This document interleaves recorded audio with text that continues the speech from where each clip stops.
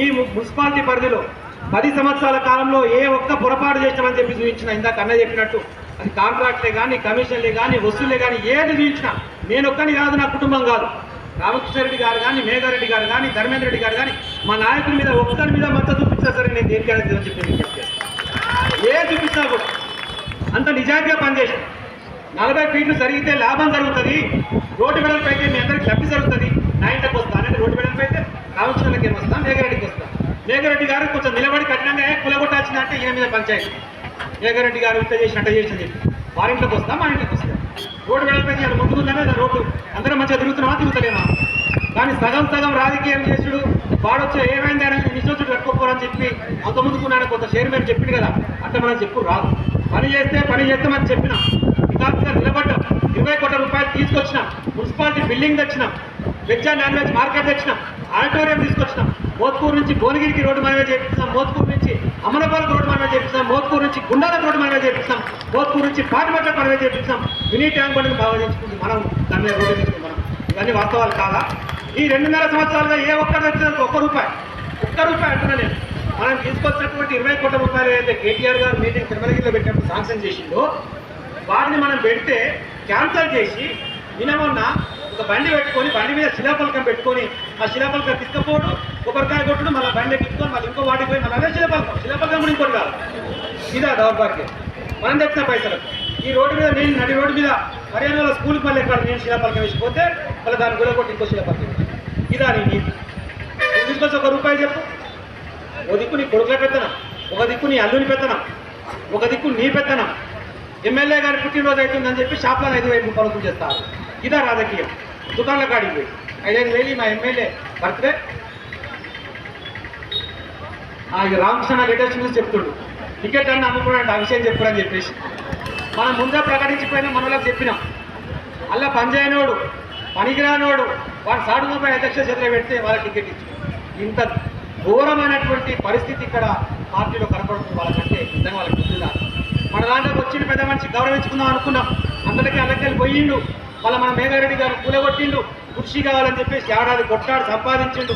మళ్ళీ సార్ నువ్వు అనూఖ్యమైనటువంటి అనుభవం ఉన్న నాయకునివి, వైస్ చైర్మన్ ఉండాలి, నువ్వు దయచేసి మళ్ళీ నామినేట్ చేయండి, నామినేట్ చేసిండు. ఏమైంది?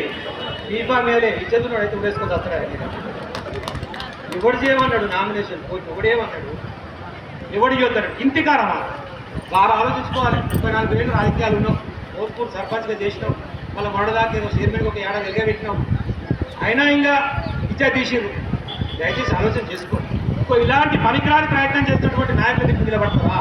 ఇక పైన ఆయన చూద్దామంటే రేవంత్ రెడ్డి పొద్దుగాల లేస్తే కేసీఆర్ గారు చెప్పని తప్ప ఇంకో పని ఏమని చేసినా చెప్తారు.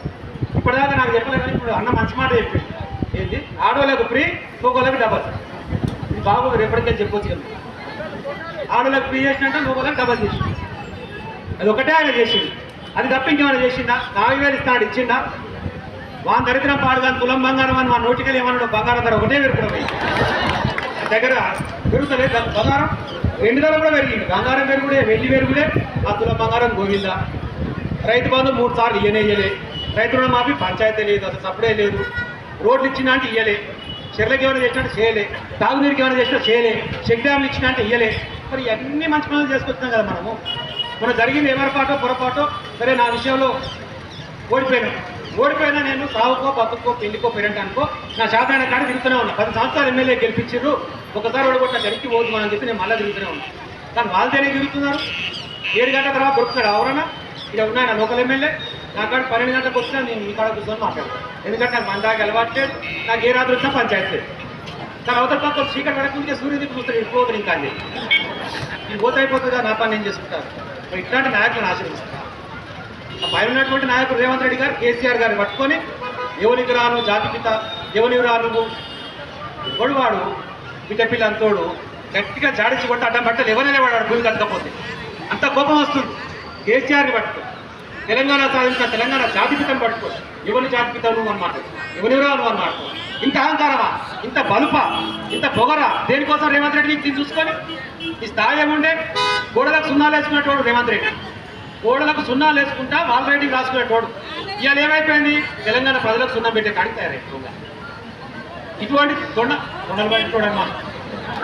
వాటి పేరే తొండలేటి పెట్టింది ఏం వదిలిపెట్టిగా మాట్లాడితే కేసీఆర్ గారిని విమర్శించుడు. అది నీ స్థాయి ఏంది, నీ పరిస్థితి ఏంది? ఒక్కొక్కరు తోలు తీస్తా, ఈపు చింతపండు అవుతుంది, నేను మాకు చేరాక చింతపండు పేగులు మెడలు వేసుకుంటా ఏంద్రా నువ్వేమన్నది? ఇరుడికెళ్ళి అప్పుడు పసుపు పూసుకొని వేస్తే ఇద్దరు కదా, అట్లా అని కూడా పసుపు పూసి మా గాడి మీద పెట్టి ఊరేగారు కొన్ని అట్లయితే సఫా అవుతాయి.